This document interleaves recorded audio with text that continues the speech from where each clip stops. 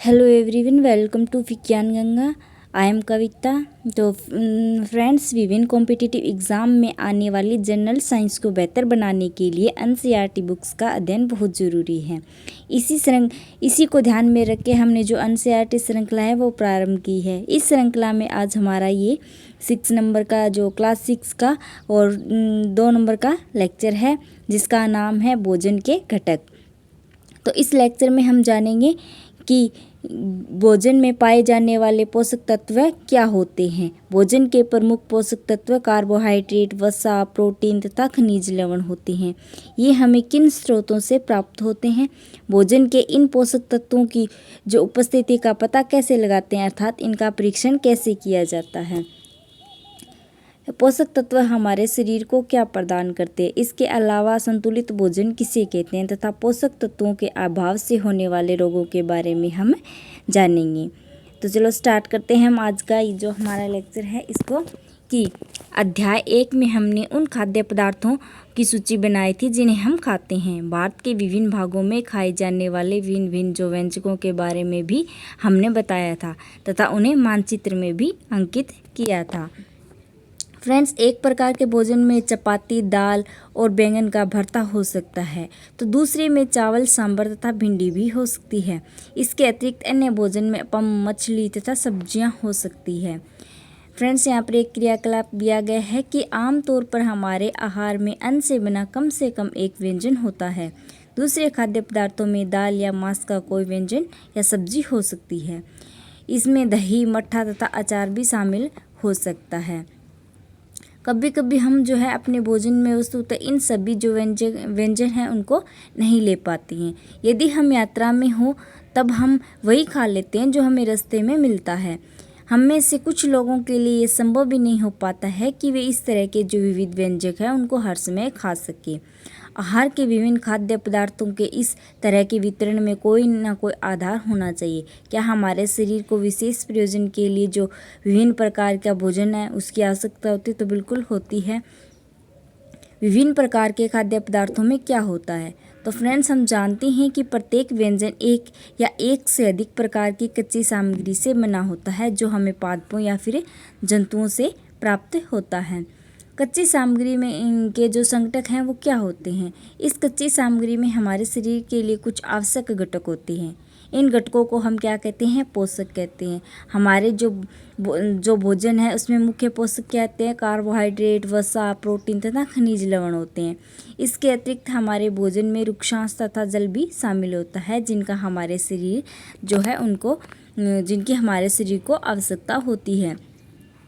क्या सभी खाद्य पदार्थों में ये सभी जो पोषक है वो उपस्थित होते हैं? तो कुछ साधारण विधियों से हम यह जानेंगे कि कच्ची सामग्री या पके हुए भोजन में कौन सा एक या अधिक पोषक उपस्थित होता है।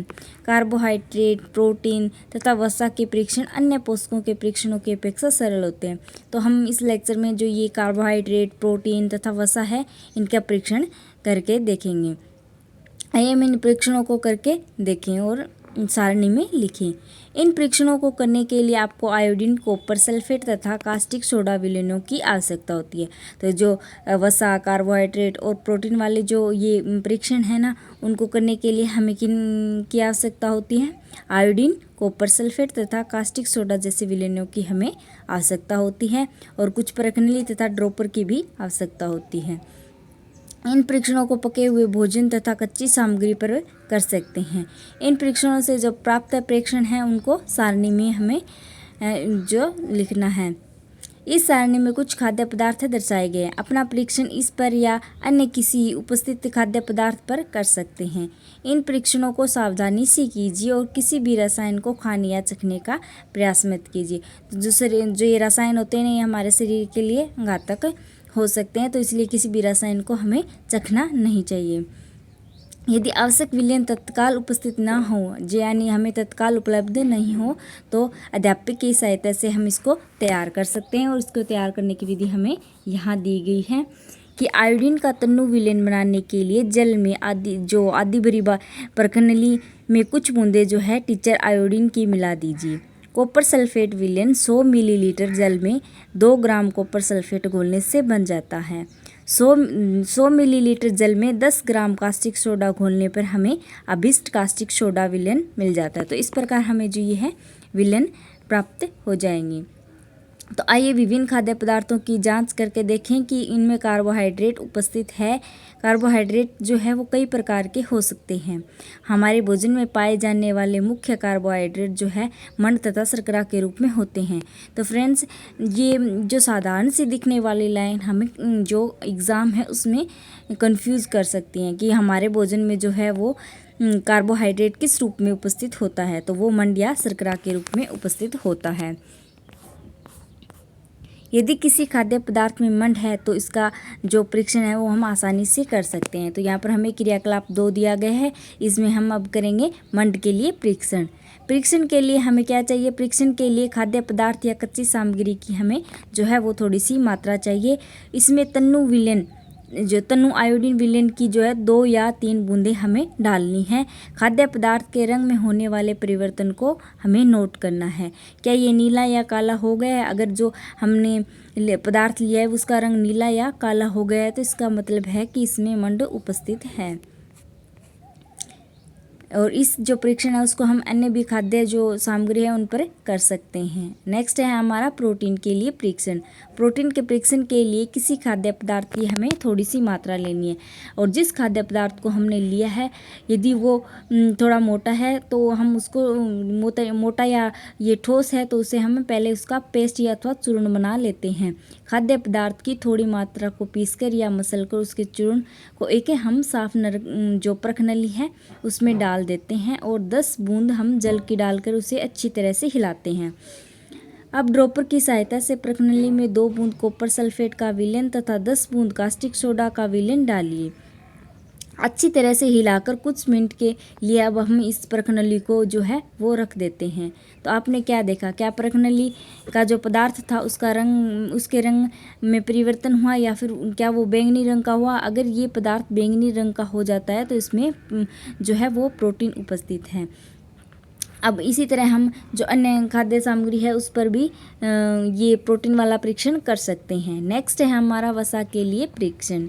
तो खाद्य पदार्थ की जो है हमें अल्प मात्रा लेनी है। इसे एक कागज़ के टुकड़े में लपेटकर हमें कूटना या हाथ से मसलना है।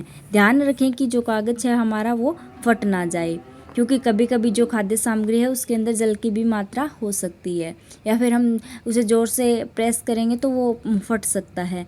अब कागज़ को सीधा कीजिए और ध्यानपूर्वक देखिए क्या इस पर तेल के धब्बे हैं।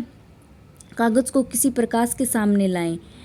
क्या आपको ये जो धब्बे हैं उनसे होकर आने वाला धुंधला प्रकाश दिखाई देता है? अगर जो पदार्थ हमने लिया है उसके अंदर वसा की उपस्थिति है तो हमें जो है वो कागज़ के ऊपर तेल के धब्बे दिखाई देंगे और हम उन्हें प्रकाश के सामने ले जाकर देखेंगे तो धुंधला धुंधला प्रकाश हमें उससे आता हुआ दिखाई देगा। कागज़ पर तेल का धब्बा खाद्य पदार्थ में जो है वसा की उपस्थिति को दर्शाता है। खाद्य पदार्थ में कभी कभी जल की कुछ मात्रा हो सकती है। इस दशा में जो है इन पदार्थों को जो है कागज़ पर धीरे धीरे हमें रगड़ना है और कुछ समय के लिए कागज़ को सूखने के लिए रख देना है ताकि जो ये खाद्य पदार्थ है या उसमें जो जल आया है वो आसानी से सूख जाए। इसके बाद हम देखते हैं कि अगर तेल का कोई धब्बा न रहे तो इसका मतलब है कि जो खाद्य पदार्थ है उसके अंदर वसा उपस्थित नहीं है। अगर तेल का धब्बा रह जाता है तो इसका मतलब है कि इसके अंदर वसा उपस्थित है। ये परीक्षण क्या दर्शाते हैं? क्या वसा, प्रोटीन तथा मंड उन सभी खाद्य पदार्थों में उपस्थित है जिनका आपने परीक्षण किया है? क्या एक खाद्य पदार्थों में एक से अधिक पोषक तत्व उपस्थित होते हैं? क्या आपने कोई ऐसा खाद्य पदार्थ पाया जिसमें से कोई पोषक तत्व उपस्थित ना हो? हम तीनों पोषकों कार्बोहाइड्रेट, प्रोटीन तथा वसा के लिए खाद्य पदार्थों का परीक्षण किया था। विटामिन तथा खनिज लवण जैसे अन्य पोषक भी हमारे विभिन्न जो खाद्य पदार्थ हैं उनमें उपस्थित रहते हैं। इन सभी पोषकों की हमें क्यों आवश्यकता होती है? तो विभिन्न पोषक हमारे शरीर के लिए क्या करते हैं? अब हम जानते हैं कि जो विभिन्न प्रकार के पोषक है वो हमारे शरीर के लिए क्या करते हैं। जो कार्बोहाइड्रेट है वो मुख्य रूप से हमारे शरीर को ऊर्जा प्रदान करता है और वसा भी हमारे शरीर को ऊर्जा प्रदान करती है। और वास्तविकता ये है कि जो कार्बोहाइड्रेट है उसकी तुलना में हमें वसा से अधिक जो है वो ऊर्जा प्रदान होती है। अगर हम कार्बोहाइड्रेट की और वसा की समान मात्रा लेते हैं तो हमें वसा से ज़्यादा ऊर्जा मिलती है। वसा और जो कार्बोहाइड्रेट है उनसे युक्त भोजन को हम ऊर्जा देने वाला भोजन कहते हैं। यहाँ पर कार्बोहाइड्रेट के कुछ स्रोत दिए गए हैं, जैसे कि शकरकंदी, आलू, गन्ना, पपीता, तरबूज, आम, मक्का, बाजरा, चावल, गेहूँ, इन सभी में क्या है, कार्बोहाइड्रेट उपस्थित है। और यहाँ पर जो है वसा के कुछ स्रोत और इनके नीचे दिए गए हैं। तो वसा किन में उपस्थित होता है, सूरजमुखी का तेल, जिनका भी तेल होगा, सूरजमुखी का, सरसों का, नारियल का, सोयाबीन का, इन सभी में वसा उपस्थित होती है। इसी प्रकार जो मूंगफली है, गिरी है, तिल है, इनमें भी वसा उपस्थित होती है। और नेक्स्ट है हमें जंतु से प्राप्त होने वाले स्रोत जिनमें वसा उपस्थित होती है। मांस में भी वसा होती है, घी में भी होती है, दूध में भी होती है, मक्खन, क्रीम, मछली, अंडे, इन सभी में वसा है जो है वो उपस्थित होती है। अब हम नेक्स्ट लेते हैं। नेक्स्ट हमारे जो ये है प्रोटीन के स्रोत, जैसे कि चने में भी प्रोटीन होते हैं, मूंग में भी, तुअर की दाल में भी, राजमा में, सोयाबीन में, मटर में, ये कुछ पादप स्रोत है जिनसे हमें प्रोटीन मिलती है। और नीचे है जो जंतु स्रोत हैं उनसे जिनसे हमें प्रोटीन मिलती है। मांस, मछली, पनीर, अंडे और दूध, इनसे हमें क्या मिलती है, प्रोटीन मिलती है। प्रोटीन की आवश्यकता जो शरीर है उसकी वृद्धि तथा स्वस्थ रखने के लिए होती है। तो जो प्रोटीन युक्त भोजन है वो प्राय शरीर वर्धक भोजन होता है। जिस प्रकार कार्बोहाइड्रेट और वसा जो है हमें ऊर्जा देने वाला भोजन होता है, उसी प्रकार जो प्रोटीन है वो शरीर वर्धक भोजन होता है। प्रोटीन युक्त भोजन जो है वो शरीर वर्धक भोजन होता है। विटामिन रोगों से हमारे शरीर की रक्षा करते हैं। विटामिन हमारी आँख, अस्थियों, दांत और मसूड़ों को स्वस्थ रखने में भी सहायता करते हैं।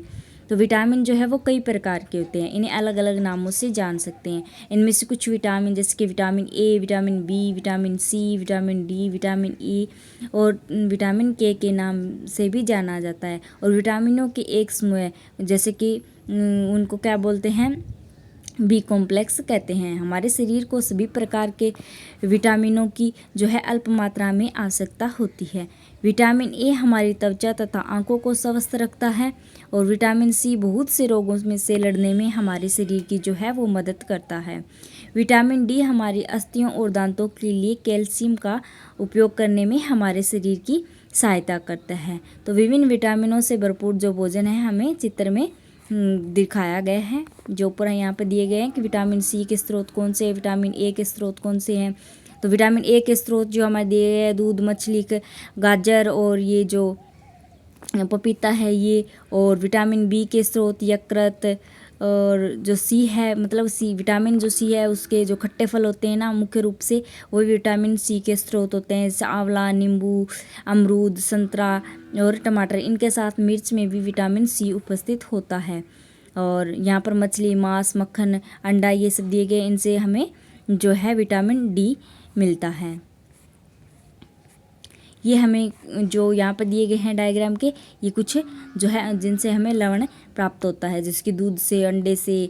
और कैल्शियम के जो स्रोत हैं वो ये हैं, दूध और अंडा ये है। लोहे के पालक वगैरह ये सब हैं।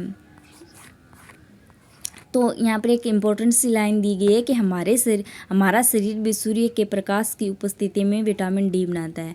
तो हमारा जो शरीर है वो सूर्य के प्रकाश की उपस्थिति में विटामिन डी बनाता है। हमारे शरीर को खनिज लवणों की आवश्यकता अल्प मात्रा में होती है। शरीर के उचित विकास तथा अच्छे स्वास्थ्य के लिए प्रत्येक खनिज लवण की आवश्यकता होती है। विभिन्न खनिज लवणों में कुछ जो स्रोत हैं हमें चित्र में दर्शाए गए हैं। अधिकांश खाद्य पदार्थों में एक से अधिक पोषक तत्व होते हैं। तो बिल्कुल जो अधिकांश खाद्य पदार्थ हैं उनमें एक से अधिक पोषक तत्व होते हैं। और हमने जो फिर भी किसी भी कच्ची सामग्री को एक निश्चित पोषक की मात्रा दूसरे पोषक की मात्रा से अधिक हो सकती है। तो बिल्कुल जो दो पोषक तत्व हैं उनमें किसी भी पोषक तत्व की मात्रा एक में कम या एक में ज़्यादा हो सकती है। उदाहरण के लिए चावल में कार्बोहाइड्रेट की जो मात्रा है वो अन्य जो पोषक तत्व हैं उनसे अधिक होती है। इस आधार पर हम यह कह सकते हैं कि चावल कार्बोहाइड्रेट से युक्त भोजन है, यानी जो चावल जो है वो कार्बोहाइड्रेट से समृद्ध भोजन है। इन पोषकों के अलावा जो है हमारे शरीर में आहारी रेशे तथा जल की भी आवश्यकता होती है। तो बिल्कुल होती है। आहारी रेशे को हम क्या कहते हैं, रुक्षांश के नाम से जानते हैं। तो इस पर ध्यान दीजिएगा फ्रेंड्स। ये हमें पूछ सकते हैं, हम कई बार कंफ्यूज हो जाते हैं, ये जो हिंदी में वर्ड दिए होते थे रुक्षांश वगैरह ये सब, तो इन पर ध्यान दीजिएगा, क्योंकि एक क्वेश्चन से हम लोगों से बहुत पीछे छूट सकते हैं कॉम्पिटिटिव एग्जाम में। हमारे खाने में रुक्षांश की पूर्ति मुख्यतः पादप उत्पादों से होती है।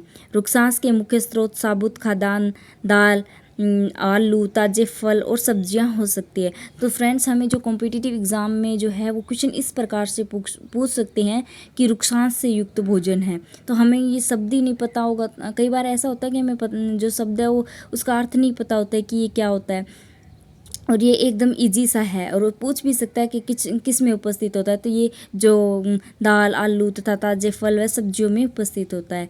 रुक्षांश हमारे शरीर को कोई भी जो है वो पोषक प्रदान नहीं करता है, फिर भी ये हमारे भोजन को जो है भोजन का आवश्यक अवयव है तथा इसका आयतन बढ़ा देता है। रुक्षांश बिना पचे भोजन को बाहर निकालने में हमारे शरीर की जो है वो सहायता करता है।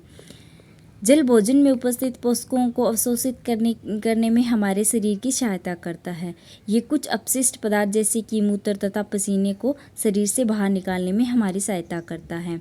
सामान्यतः हमारे शरीर में जितने जल की आवश्यकता होती है वह हमें उन वस्तुओं से प्राप्त हो जाता है जिन्हें हम दवाई के रूप में लेते हैं, जैसे कि जल, दूध और चाय आदि। इसके अतिरिक्त हम जो भी भोजन पकाते हैं उसमें भी पानी का उपयोग करते हैं, और रोटी लगाने के लिए मतलब आटा गूंथते उसमें भी, और सब्जी बनाने के लिए पानी में जो जल है वो हमें काम में लेते हैं। यहाँ पर क्रियाकलाप 3 दिया गया है कि एक टमाटर तथा नींबू जैसा कोई एक फल ले, इन्हें छोटे छोटे हिस्सों में काट ले। क्या ऐसा करते समय आपके हाथ गीले होते हैं? तो बिल्कुल हमारे जो हाथ है नींबू और जो टमाटर है उसको काटते समय गीले हो जाते हैं। जब भी आपके घर में किसी फल या सब्जी को काटा या छिला या मसला जाता है तो ध्यानपूर्वक उसका परीक्षण कीजिए। क्या ऐसा करते समय आपको किसी ऐसे ताजे फल या सब्जी के बारे में पता चलता है जिसमें पानी की मात्रा नहीं होती है?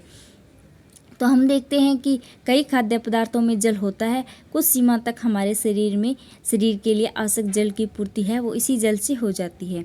इसके अतिरिक्त कई खाद्य पदार्थों को पकाते समय भी हम उसमें जल डालते हैं। संतुलित आहार। तो फ्रेंड्स अब हम जानेंगे कि जो संतुलित आहार है वो क्या होता है। सामान्यतः हम पूरे दिन जो कुछ भी खाते हैं उसे हम आहार कहते हैं। हमारे शरीर की वृद्धि और अच्छे स्वास्थ्य को बनाए रखने के लिए हमारे जो आहार में वे सभी पोषक तत्व उचित मात्रा में होते हैं जिनकी हमारे शरीर को आवश्यकता होती है। कोई भी पोषक तत्व न तो आवश्यकता से अधिक और न ही कम। हमारे शरीर में आहार के जो पर्याप्त मात्रा में रुक्षांश तथा जल भी होता है। हमारा जो शरीर है उसमें आहार में पर्याप्त मात्रा में रुक्षांश तथा जल होना चाहिए। इस प्रकार के आहार को हम क्या कहते हैं? मतलब जिस आहार में मुख्य जो है पोषक तत्व उचित मात्रा में होते हैं और जिनकी हमारे शरीर को आवश्यकता होती है, और कुछ पोषक तत्व न तो आवश्यकता से ज़्यादा और न आवश्यकता से कम होते हैं और उनकी पर्याप्त मात्रा हमारे शरीर के लिए आवश्यक होती है। इस प्रकार के जो भोजन है उसको हम संतुलित आहार कहते हैं। सॉरी फ्रेंड्स, ये पीछे चला गया थोड़ा। हाँ चलो।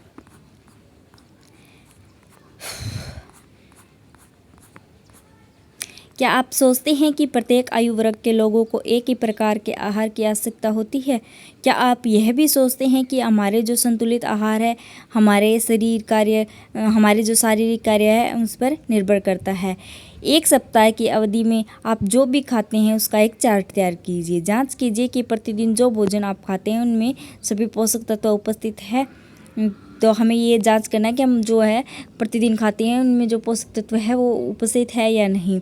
दालें, मूंग की दाल, सोयाबीन, अंकुरित बीज, मूंग व चना, किण्वित भोजन, दक्षिण भारतीय भोजन जैसे कि इडली, आटे का मिश्रण जैसे मिस्सी रोटी, थेपला, अनाज व दालों से बना, केला, पालक, सत्तू, गुड़, उपलब्ध सब्जियां तथा इसी प्रकार के अन्य भोजन कई पोषक उपलब्ध कराते हैं। इसलिए कोई व्यक्ति अल्प व्यय में भी संतुलित आहार खा सकता है। उचित प्रकार का भोजन करना ही पर्याप्त नहीं है, इसे उचित तरीके से पकाना भी चाहिए ताकि जो इसके आवश्यक सभी तत्व हैं वो नष्ट ना हो। क्या आप जानते हैं कि पकाते समय जो कुछ पोषक तत्व हैं वो नष्ट हो जाते हैं? तो बिल्कुल भोजन को पकाते समय कुछ जो पोषक तत्व हैं वो नष्ट हो जाते हैं, जैसे कि विटामिन सी। विटामिन सी जो है ताप के कारण नष्ट होने वाला एक जो तत्व है। छिलका उतार कर यदि सब्जियों और फलों को हम धोते हैं तो जो कुछ पोषक तत्व हैं हमारे धोने के बाद वो पानी के साथ बह जाते हैं कि विटामिन जो तो संभव है कि उनसे कुछ विटामिन जो है नष्ट हो जाएंगी। सब्जियां और फलों की त्वचा में कई महत्वपूर्ण विटामिन तथा खनिज लवण होते हैं, तो बिल्कुल होते हैं। चावल और दालों को बार बार धोने से उनमें उपस्थित विटामिन और कुछ खनिज लवण जो है वो अलग हो जाते हैं। हम सभी जानते हैं कि पकाने से भोजन का जो स्वाद है वो बढ़ता है तथा इसे पचाने में आसानी होती है। इसके साथ साथ पकाने में कुछ जो पोषक तत्व हैं उनकी हानि भी हो सकती है। यदि हम भोजन को पकाने में अत्यधिक जल का उपयोग करते हैं और बाद में इस जो जल को हम फेंक देते हैं तो कई लाभदायक जो प्रोटीन और खनिज लवण है वो उनको हानि होती है। पकाने में विटामिन सी से विटामिन सी है वो आसानी से गर्मी से नष्ट हो जाता है। क्या ये उचित नहीं होगा कि हम अपने आहार में फल और कच्ची सब्जियों को सम्मिलित करें? बूजो ने सोचा कि हर्ष में वसा युक्त खाना ही सर्वोत्तम भोजन है। एक कटोरी कार्बोहाइड्रेट भोजन की अपेक्षा एक कटोरी वसा युक्त जो भोजन है अधिक ऊर्जा देगा। तो जो हमारा ये बूजा उसने सोचा कि जो हर वक्त है जो है मैं वसा युक्त भोजन ही खाऊंगा, तो उसने एक कटोरी जो कार्बोहाइड्रेट भोजन है उसकी तुलना में एक कटोरी वसा युक्त भोजन खाया और उसके अलावा और कुछ भी नहीं खाया। तो आप क्या सोचते हैं, क्या ये ठीक था? तो ये बिल्कुल भी ठीक नहीं था। निसंदेह नहीं, इतना अधिक वसा युक्त भोजन खाना हमारे लिए हानिकारक हो सकता है। हमारे भोजन में वसा की मात्रा अत्यधिक मोटापे का कारण बनती है। अब हम देखेंगे अभावजन्य रोग। मतलब शरीर में कुछ जो प्रोटीन, विटामिन या खनिज लवण जो भी है उनकी अभाव से हमारे शरीर में जो है कई प्रकार के रोग हो जाते हैं, उनको हम बोलते हैं अभावजन्य रोग। एक व्यक्ति खाने के लिए पर्याप्त भोजन पा रहा है, लेकिन कभी कभी उसके भोजन में किसी विशेष पोषक की कमी हो जाती है। यदि यह कमी लंबी अवधि तक रहती है तो वह व्यक्ति इसके अभाव में जो है वो ग्रसित हो जाता है। क्या एक या अधिक पोषक तत्वों का अभाव हमारे शरीर में रोगों अथवा विकृतियां उत्पन्न कर सकता है? वे रोग जो लंबी अवधि तक पोषकों के अभाव के कारण होते हैं उन्हें हम अभावजन्य रोग कहते हैं। यदि कोई व्यक्ति अपने भोजन में पर्याप्त प्रोटीन नहीं ले रहा है तो उसमें जो है कुछ रोग हो जाते हैं, जैसे कि वृद्धि का अवरुद्ध होना, चेहरे पर सूजन, बालों के रंग का उड़ना, त्वचा की बीमारियां और पेचिश आदि रोग जो है वो से हो जाते हैं। यदि प्रोटीन तथा कार्बोहाइड्रेट दोनों ही किसी व्यक्ति के आहार में एक लंबे समय के तक अनुपस्थित है तो उसकी वृद्धि पूरी तरह से अवरुद्ध हो जाएगी। ऐसा व्यक्ति बहुत दुबला पतला हो जाएगा। वह इतना दुर्बल हो जाएगा कि उसे चलने में भी जो है वो असमर्थ हो जाएगा।